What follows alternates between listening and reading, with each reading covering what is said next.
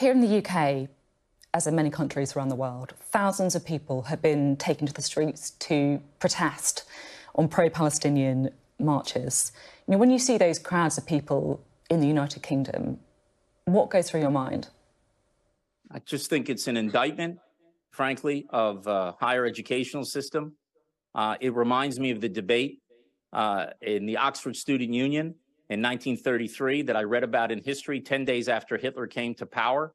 And there was a resolution that was passed in the Oxford Student Union that this House would not under any circumstances fight for king and country. And I think that sent a very powerful message to Hitler of what was happening in England at the time. And it was a very bad message. Churchill later wrote about it.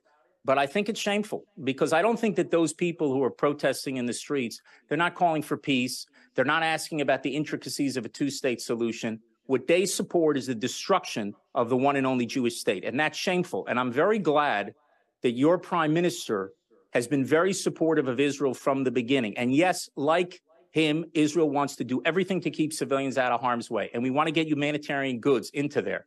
But you have to look at this in the eye. And you have to ask those protesters, do they support the existence of a Jewish state? And what you'll find is 95% of those people supporting, the answer is no. And Israel is not going to commit suicide because you have thousands of people protesting against it in England. It's not going to happen. We're going to defend ourselves and we're going to secure our future.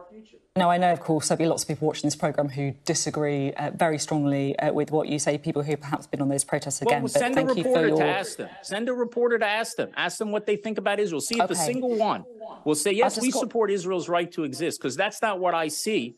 That's not what I see of those people when they say, free Palestine from the river to the sea.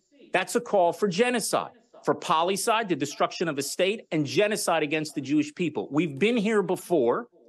The birth of Israel gave the Jewish people the power to fight back. That's what's changed. It hasn't ended hatred towards the Jews, but it has given us the power to fight back. When you have people going with signs that says Palestine from the river to the sea, that is incitement to genocide, which is a war crime. And it should not be tolerated, even if it goes in your higher educational systems or any other parts of Britain. It's wrong, and it should be condemned forthrightly. And I think that your government, your current government, is doing that, and I appreciate it.